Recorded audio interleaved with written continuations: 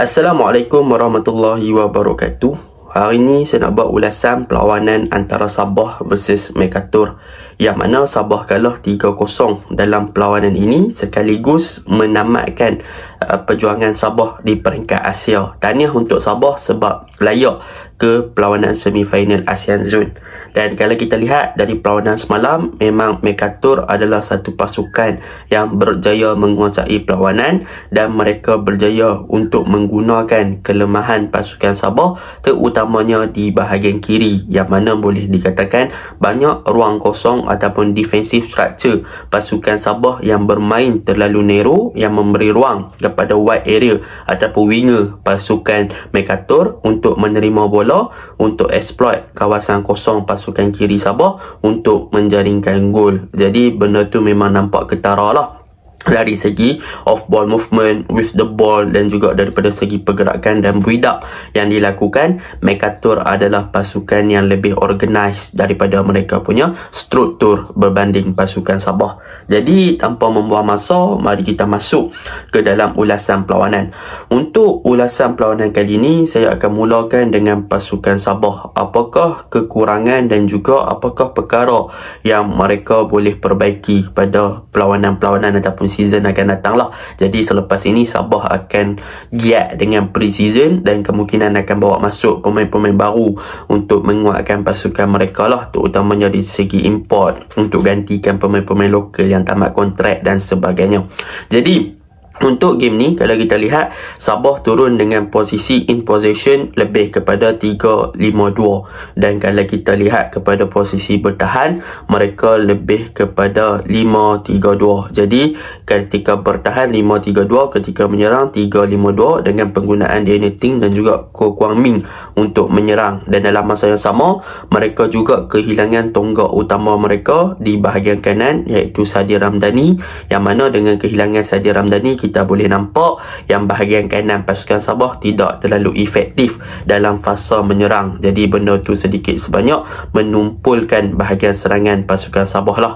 Jadi untuk perkara pertama yang kita boleh lihat daripada pasukan Sabah, apa kekurangan mereka adalah daripada segi defensive structure mereka, terutamanya di bahagian 5 ataupun 5 pertahanan di belakang. Sebab apa saya kata begitu?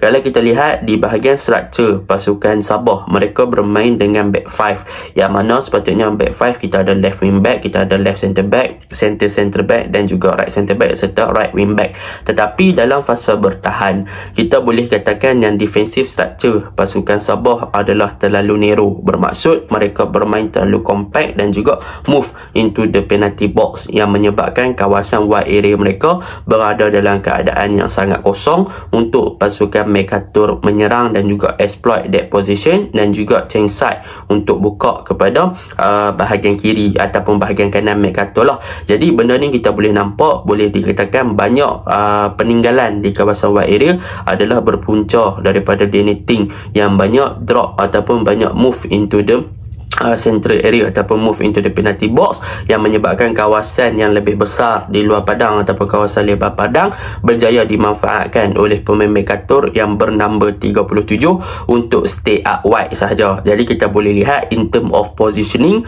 apa yang dilakukan oleh pemain Mercator nombor 37 tu, dia tak banyak drift masuk ke dalam ataupun buat larian into the D-box. Sebaliknya, dia nampak yang Daniel Ting yang bermain terlalu narrow ataupun masuk ke tengah, maka dia stay berada di luar kotak penalti ataupun berada di bahagian kiri untuk stay out wide untuk dia receive the ball. Jadi benda tu yang kita boleh katakan tentang pasukan Sabah lah. Kalau kita lihat, ketiga-tiga gol adalah berpunca dengan pergerakan daripada bahagian tengah ke kiri dan bahagian kiri yang sudahkan dengan satu hantaran. Gol pertama bagaimana bahagian tengah exploit, membuka pada bahagian kiri orang kata apa, hantar bola ke bahagian kotak penalti, gol.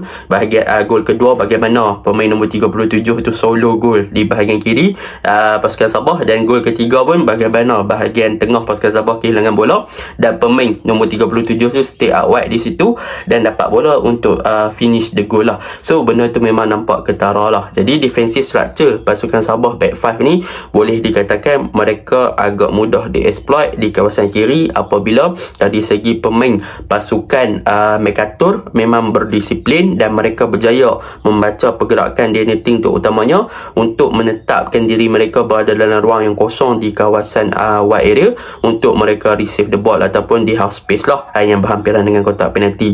Jadi tak perlu nak susah payah mereka bermain dengan through ball ataupun long ball kepada winger. Sebaliknya winger tunggu bola sampai kat kaki je. Sebab apa mereka buat macam tu? Kalau kita lihat di first half, sebenarnya Mercator cuba untuk menyerang pasukan Sabah dengan long ball dan juga dengan through ball. Bermaksud ball placement yang dilakukan oleh pasukan Mercator adalah dengan meletakkan bola ke bahagian hadapan ataupun di belakang pertahanan untuk winger pasukan Mercator nombor 37 tu ligan ataupun kejar bola tu lah. Tetapi daripada segi situasi orang kata apa 1v1 untuk ligan bola, boleh dikatakan pemain sayap Mercator nombor 37 tu memang tak boleh beat Deneting dalam situasi tersebut ataupun tak boleh nak orang kata apa lepasi Gabriel Perez.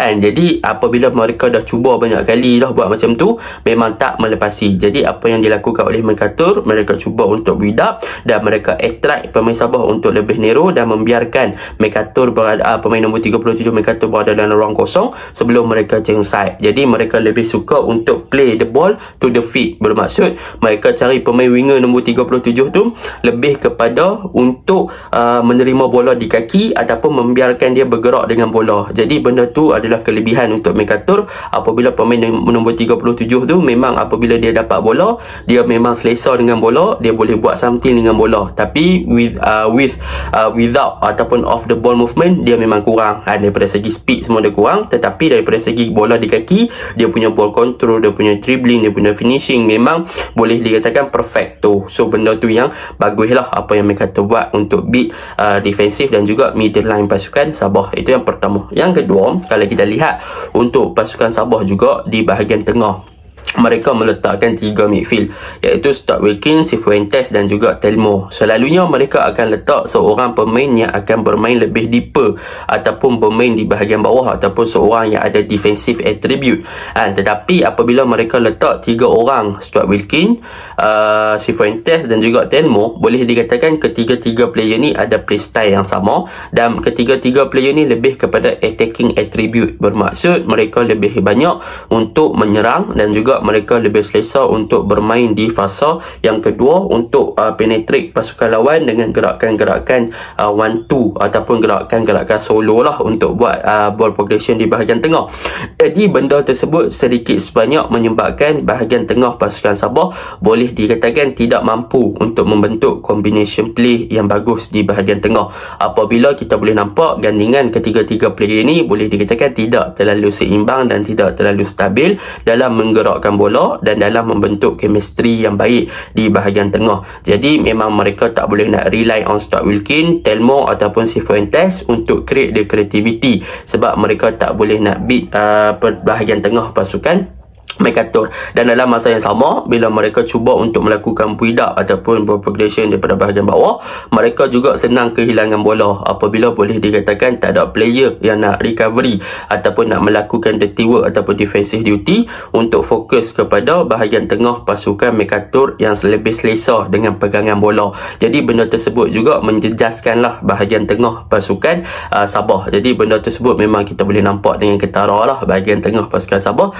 tidak berfungsi dengan agak baik lah. Jadi lebih kepada long ball untuk mencari Ramon Mercado dengan meletakkan bola dalam kotak penalti dan sebagainya. Tapi benda tu tidak terlalu efektif sebab banyak through ball ataupun crossing yang dilakukan oleh pasukan Sabah. Bahkan cuba untuk bermain 1-2 agak mudah untuk diintercept dan dibaca. Bahkan kadang-kadang pemain Sabah passing pun tak sampai kat kawan, kena pintas. Jadi pergerakan pasukan pun tak dibaca dengan baik lah. Jadi benda tu sedikit sebanyak menjejaskan bahagian tengah. Dan kalau kita lihat lagi, apabila bermain dengan back 5, pasukan Sabah akan menggunakan Deneting dan juga Ko Kwang Min untuk menyerang di bahagian kanan dan kiri. Untuk Deneting, untuk fasa attacking dia memang bagus sebab beberapa kali dia involve dan juga berada dalam kotak penalti untuk receive the ball lah. Ada beberapa percubaan juga yang dia lakukan. In term of attacking, dia tak ada masalah dan dia boleh untuk menyerang dan dia boleh buat something yang lebih efficient untuk front line pasukan Sabah. Tetapi macam saya cakap tadi, defensive wise dia agak kurang. Dia tak main macam dia main orang kata apa waktu lawan dengan Korea Selatan. Kalau dia main waktu macam lawan Korea Selatan, mungkin lagi better lah. Macam mana dia kunci Son, macam tu lah. Macam mana dia kunci Son dan sebagainya, mungkin lagi better lah. Tapi sebab mungkin dia main kat Malaysia main right back, tapi main kat Sabah main left wing back balik, so benda tu memberi import lah kot. Tak tahulah kan. Tapi untuk Ko Kwang Ming, memang kita boleh nampak in term of defensive wise dia bagus, tapi in term of attacking wise dia kurang. So dia tak ada partner untuk support. Sadia Ramdhani tak ada, dia terpaksa naik turun, tapi dia tak boleh bagi import yang ketara kepada bahagian kanan, lebih kepada bahagian defensif saja. So benda tu memberikan import yang agak ketara lah. Jadi apa yang perlu kita faham, benda tu juga mengganggu kepada defensive structure dan juga attacking structure pasukan Sabah. Sebab bahagian kiri dan kanan tak berapa seimbang, bahagian tengah pun tak seimbang, dan attacking wise Rama Machado dan Derelok agak tenggelam untuk game ni. Memang kena kawal rapat, Derelok pun agak hilang, even dia diletakkan more to right di bahagian kanan, tapi dia tak boleh nak buat something. Jadi memang bad luck lah untuk pasukan Sabah. Antara faktor lagi mungkin mereka tak ada perlawanan kompetitif, sebab Liga pun dah lama berhenti, berbanding dengan Aussie punya kelab, mereka masih lagi bermain dalam season. So mereka ada perlawanan kompetitif yang mereka boleh jalan. Tetapi benda sama juga kita perlu highlightkan, yang jadual Liga bukannya baru dikeluarkan, sepatutnya kelab kena ada perancangan yang lebih better kan. Tapi kita tak boleh nak salahkan 100% kepada MFL ataupun jadual Liga. Kita juga perlu faham tentang perancangan pasukan, sebab jadual dah keluar awal, sepatutnya mereka ada proper punya orang kata apa, planning lah kan. Sebab kalau mereka menang game semalam, mereka kemungkinan akan layak ke final ASEAN Zone. Kalau menang ASEAN Zone, mereka akan bermain sepanjang sampai bulan 5, yang mana sampai bulan 5 tu Liga Super dah start dah. And so bagaimana pre-season mereka, bagaimana transfer market mereka, apa semua, mereka sepatutnya dah ada proper planning. Sebab kalau tak, kalau layak, mesti alasan Liga, jadual Liga tak diberikan kan. Sebab memang kalau kita lihat AFC bulan 5 baru nak final. So mereka perlu reflect lebih awal. Dan saya mengharapkan juga jadual Liga perlu diperbaiki. MFL dah baiki dah untuk season depan, so harap menjadi lebih baik lah. Untuk Mercator, saya memang suka ball progression mereka. Mereka bermain dengan dua pivot, nombor 23 dengan 24, antara pemain yang patut di-highlightkan. Mereka punya winger yang kiri, yang kanan tu nombor 37 tu, dengan bola memang dia bagus, tapi without ball dia agak kurang, off ball movement berkurang. Bahagian kiri Rafael Bosz 17. Dua-dua pemain winger pasukan Australia tu umur baru 20, main Australia baru 23, tapi gameplay matang, sangat matang. And so memang deserve lah mereka menang semalam. Okay, Assalamualaikum.